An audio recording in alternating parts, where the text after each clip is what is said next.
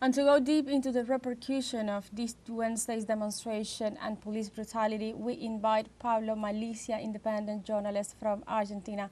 Hi, Pablo, and thank you so much for joining us today. My pleasure. So, Pablo, the eyes of the world are upon Argentina today. From your perspective, what happened yesterday afternoon and why is it so serious? Well, I have to tell you that I'm still shivering due to the things I had to witness yesterday. In my 35 years of experience attending almost every popular demonstration, I have never seen this level of despite for the human being, of violence, of hate by the federal forces. I was there yesterday afternoon. I was there from the very beginning of it. The demonstration was absolutely peaceful. People were doing nothing but singing their songs, claiming their rights, waving their flags, and that was the demonstration. But due to this experience I mentioned that I have in this type of demonstrations in Argentina, in a certain point, uh, I saw something that shocked me. I saw a police officer giving a, I don't know if he hit the lady with his fist or with a, a stick or what something, but I saw him knocking her out down. Literally, the lady fell on her back, and she got a major injury in the back of her head when she banged on the pavement. In that moment, I felt everything is about to begin. And sadly, I was right.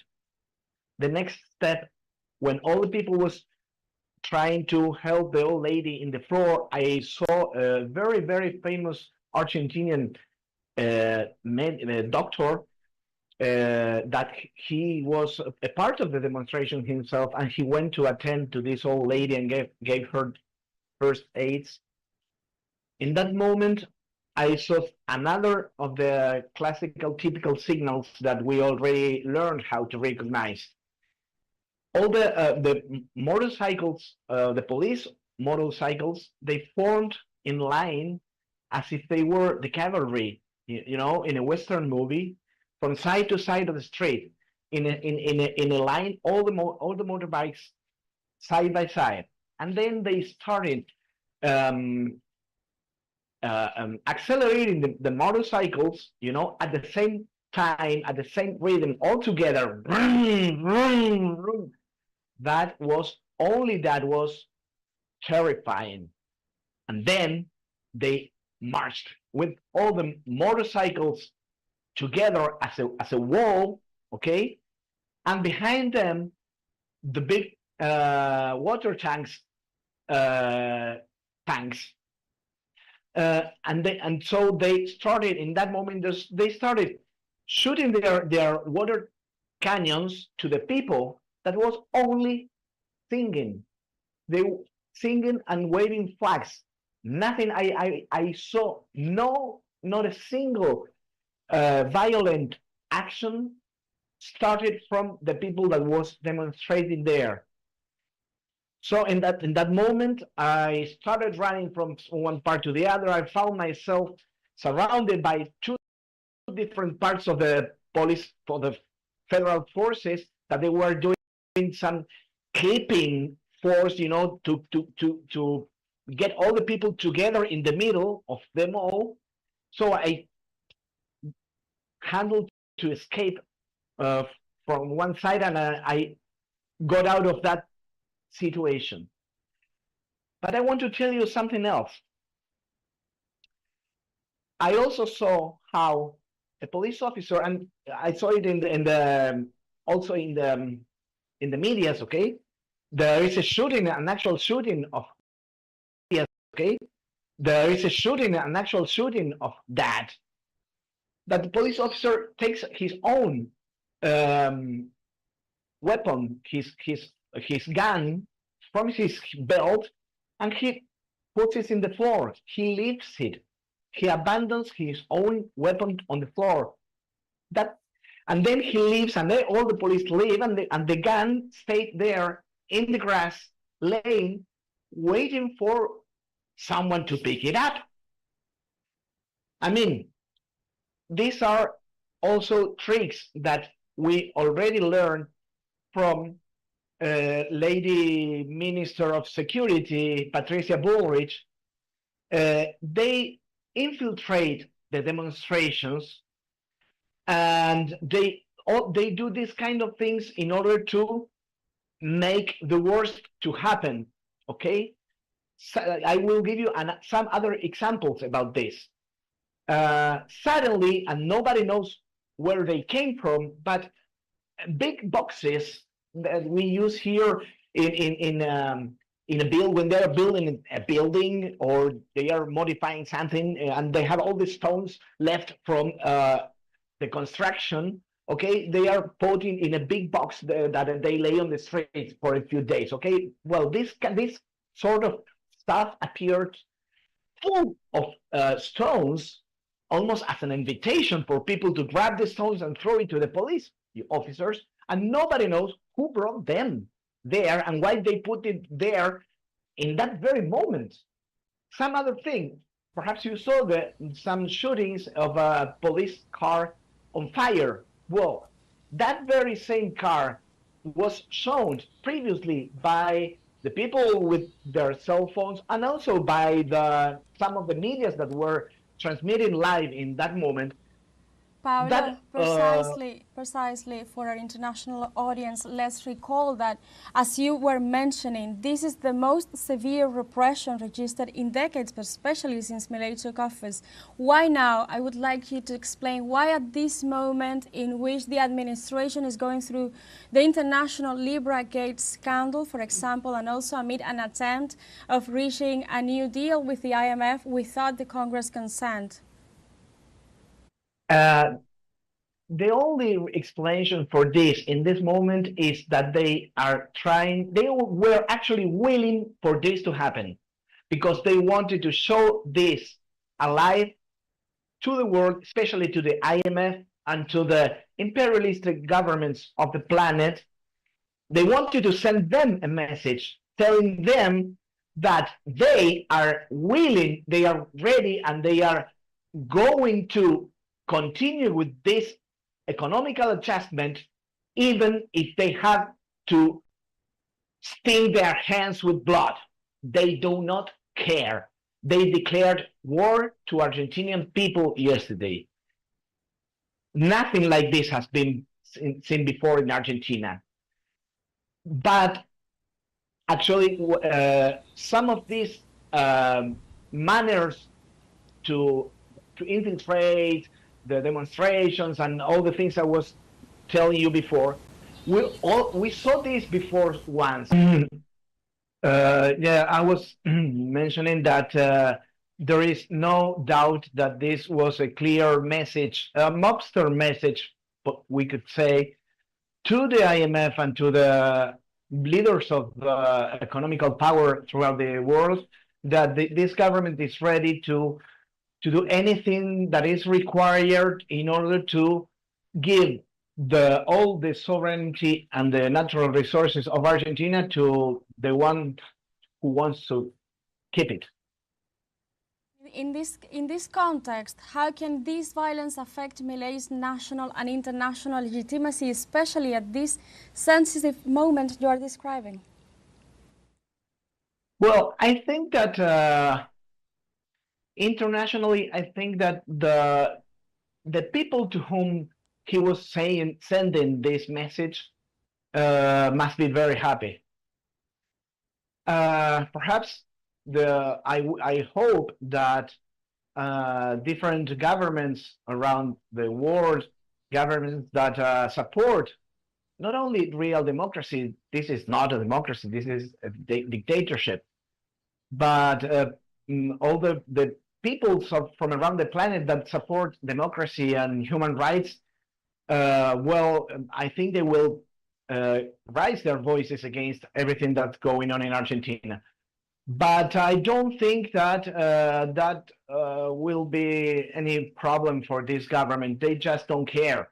I mean, they are happy they have sent the right message to the people they wanted, and all the rest, they just don't care at all. Internally, well, I think that yesterday was a breaking point in Argentina and the relationship with this government. I think that Argentinian people is going to react much higher, and somehow I think that the government is also hoping that the people do that, because they are trying to build up again the two demons theory that was so popular during the last Argentinian military and civilian dictatorship. So they want to, in a way, to prove that there are some group of terrorists that are willing to throw down the government. But the point that they are forgetting is that those terrorists are 80 years old, and they are only asking for the government to stop killing them slowly, quietly. They are doing senior genocide in Argentina, and this is not by chance. This is all planned because they want to reduce the amount of retirement salaries that they have to pay. This is as raw as you can hear it. This is planned, and they are willing to continue in this way.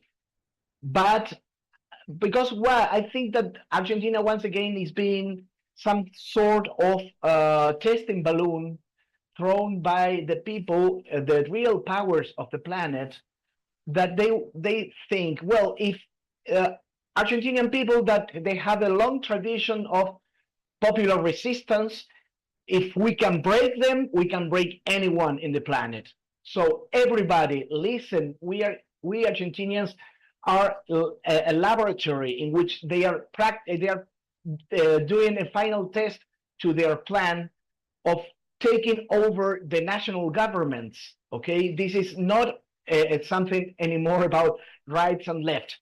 Now this is the powers of the planet, the voucher funds that they declare the war against the people of the country, the population, and to the national states at the same time, because they think they don't need us anymore.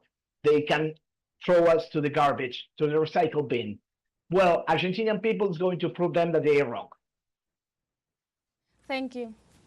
Thank you, Pablo, for your remarks in these days of outrage and sadness as well. Thank you very much. I appreciate so very much the opportunity to tell the world what's going on in Argentina. This is a dictatorship. They will not hesitate to have more and more casualties, and they want to prove that they can break the country in pieces and sell it for sale, and do the dirty work at the same time, and they will not care about the casualties or the poor people. Thank you, Pablo, for your time here with us. We were speaking to Pablo Malicia, independent journalist, in the context of the police brutality suffered by demonstrators in Argentina on Wednesday. And on Thursday, Venezuelan President Nicolás Maduro led the working day of the Great Southern Homeland Project. The Venezuelan president praised the work carried out for the reactivation of the Venezuelan economy. The head of state also praised the change that the Venezuelan economy has undergone to have a more diversified economy thanks to the efforts and resilience of its people. Furthermore, President Maduro condemned sanctions that are trying to cripple the nation, pointing out that imperialism has failed in its attempt to take over Venezuela. In this context, he announced that the country produces 97% of its food, declaring that against sanctions and blockades, the country achieved food security and the goal is to produce 100% and more for export. So there was a complete blockade. In the history of the world, it is called a siege. So anything comes in or comes out until the people surrender. So from the homeland there was a cry from the neighborhood when the people said, nobody will surrender here. Your mother will surrender. Former Peruvian President Pedro Castillo was hospitalized in Lima due to a health decompensation after starting a hunger strike to protest against his trial. Pedro Castillo's health decompensated in the Barbadillo prison after he went on a hunger strike in rejection of the oral trial on the failed coup d'etat on December 7, 2022. Castillo's public defender asked for the hearing to be suspended. However, the representatives of the prosecutor's office replied and indicated that since the defendant's legal representative was present, the session could continue. After a brief debate, Supreme Judge Norma Carvajal said that the trial would not be suspended because it was a provoked unilateral act.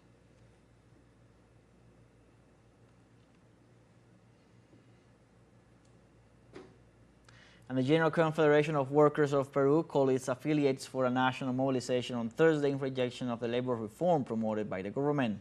The protest seeks to demand the withdrawal of the so-called Early Agenda 2025 promoted by the Ministry of Labor and Employment Promotion. According to unionists, this regulation seeks to eliminate essential labor rights such as compensation for time of service and bonuses, which would affect millions of workers.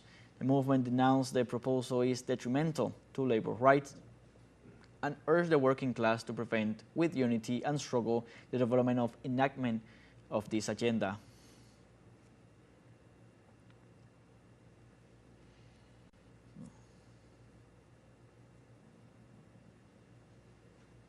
And for the third consecutive day, Chilean health workers mobilized to denounce the lack of labor guarantees by the government of Gabriel Boric.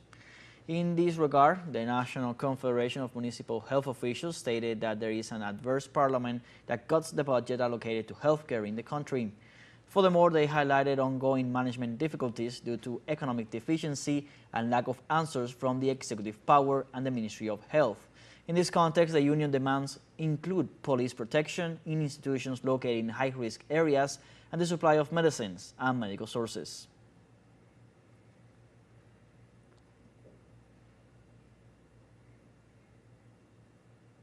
In Belize, re-elected Prime Minister John Briceño was sworn in for a second term. During the ceremony, the Prime Minister reaffirmed his commitment to defend the Constitution and called for keeping arrogance under control, instructing his colleagues to keep him firmly in office in the event of an impeachment. It should be noted that the general elections were held last March 12th, during which out of 31 parliamentary seats in dispute, the People's United Party won 26, while the opposing United Democratic Party only won 5, giving a resounding victory to the ruling party. The turnout in this election was 64.9% compared to the 81.8% recorded in the 2020 general elections.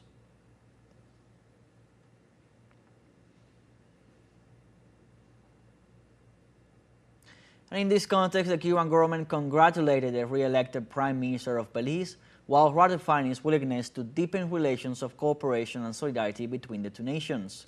Through a post on social media, Cuban President Miguel Díaz-Canel said, "We congratulate our friend John Briceño for the victory achieved by his party in the general elections in Belize.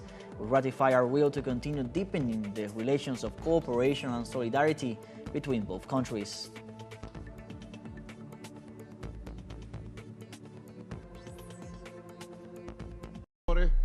I talk about 13 engines. Vicepresidenta, compañera Delcy Rodríguez. Our Vice President Delcy Rodríguez. Que están prendidos, to 13 engines that are working, y con el plan de and la that nobody will stop them. Lo que vamos es para grande, lo que So vamos es para lejos. we are going to be de los moving 13 forward, motores. and we're going to grow. Un plan bien sustentado It is a very well planned que surgió en medio del that bombardeo, de resulted los from misiles, de las sanciones. the bombing of missiles and Yo sanctions. recuerdo arrodillada. Venezuela on its knee. Eso no se ha visto ni se verá jamás. That has never been seen and it will never be seen. Jamás de los jamás. Never Y nos will be seen. pusimos a trabajar. El And we have legado the best del legacy. gigante The legacy Hugo Rafael Chávez of the Frías, que nos giant dejó Hugo Rafael Chávez un Frías. proyecto, una idea, We una had práctica, una acción, a project, an pueblo idea. consciente. Tenemos el mejor legado. We have the y best hemos legacy. continuado en ese legado. And we have continued the legacy. Estábamos tremenda meta. We have En el achieved año our goals. 2024 In 2024, logramos producir el 97% we de los produce alimentos 97% que se of the consumen food en el país. consumed in the country. Pudiéramos decir We could say soberanía alimentaria Food sovereignty lograda, achieved. seguridad alimentaria Food por lograr. security to be achieved. Y ahora And to go deep into the repercussion of